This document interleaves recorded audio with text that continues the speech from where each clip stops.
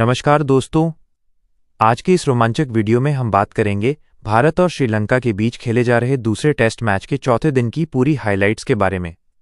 Video में last तक जरूर बने रहें क्योंकि मुकाबला बहुत ही खतरनाक और रोमांचक मोड़ पर पहुंच गया है।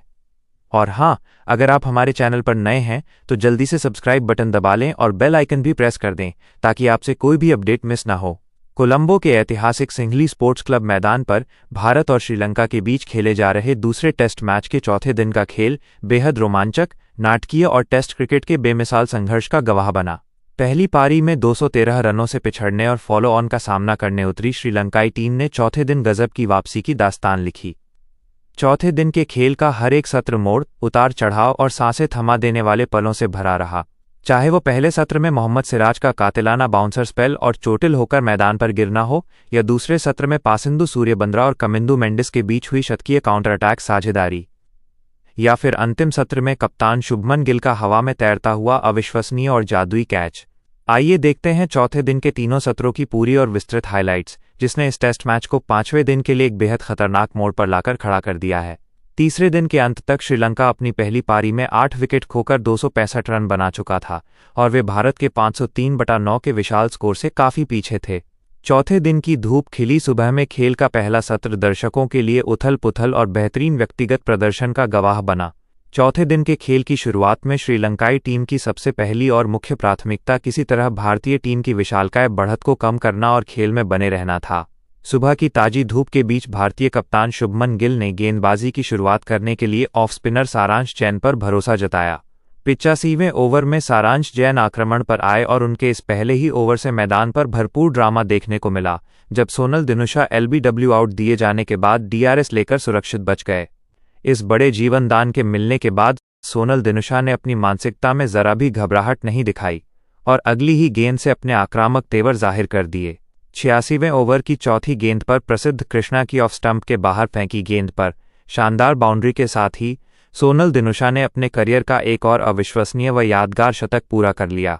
दूसरी तरफ 9वें नंबर पर बल्लेबाजी कर रहे लाहिरू कुमारा ने भी आक्रामक रुख अपनाया, लेकिन वो 12 रन बनाकर सारांश जैन की गेंद पर ध्रुव जुरेल को कैच दे बैठे। इसके बाद सारांश जैन ने शानदार फॉर्म में चल रहे सोनल दिनुशा 103 रन को भी केएल राहुल के हाथों स्लिप में कैच आउट कराकर श्रीलंका की पहली पारी 290 रनों पर समेट दी। भारतीय टीम को पहली पारी के आधार पर 213 रनों की एक बेहद विशाल और निर्णायक बढ़त प्राप्त हुई और कप्तान शुभमन गिल ने तुरंत श्रीलंका को फॉलो ऑन खेलने का निमंत्रण दे दिया। फॉलो ऑन का सामना करने उतरी श्रीलंकाई टीम के लिए दूसरी पारी की शुरुआत बेहद दबाव भरी रही। मोहम्मद सिराज ने अपनी खतरनाक बाउंसर से लाहिरू उदारा को महज 3 रन पर पवेलियन भेज दिया। पहला झटका लगने के बाद क्रीज पर आए कामिल मिशारा ने पासिंदु सूर्यबंद्रा का साथ संभाला और दोनों ने भारतीय गेंदबाजों पर तेजी से रन बनाने की काउंटर अटैक वाली रणनीति अपनाई।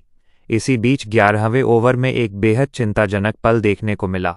बाउंड्री पर हवा में तैरती गेंद को लपकने के प्रयास में मोहम्मद सिराज ने डाइव लगाई, लेकिन वह बुरी तरह गिरे और उनकी पसलियों में चोट लग गई। सिराज दर्द से कराहते नजर आए और फिजियो को मैदान पर आना पड़ा, जिससे भारतीय खेमे में कुछ देर के लिए चिंता की लहर दौड़ गई। मैच आगे बढ़ा और 15वें ओवर में अनुभवी रविंद्र जडेजा ने अपनी जादुई फिरकी से कामिल मिशारा 32 रन को एलबीडब्ल्यू आउट कर इस खतरनाक होती जा रही 52 रनों की साझेदारी का अंत कर दिया। लंच ब्रेक तक श्रीलंकाई टीम ने अपनी दूसरी पारी में 22 ओवरों का सामना करते हुए 2 विकेट के नुकसान पर 83 रन बना लिए थे।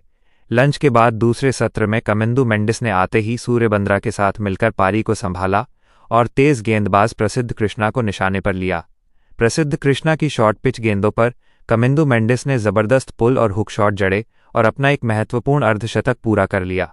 दोनों बल्लेबाजों के बीच तीसरे विकेट के लिए 100 से अधिक रनों की शतकीय साझेदारी पूरी हो गई, जिससे भारत की बढ़त घटकर अब सिर्फ 50 रन रह गई थी। सूर्यबंद्रा ने भी अपना बेहतरीन फॉर्म जारी रखा और मानव सुथार की गेंद पर एक शानदार no look slog sweep shot खेलकर 6 रन बटोरे।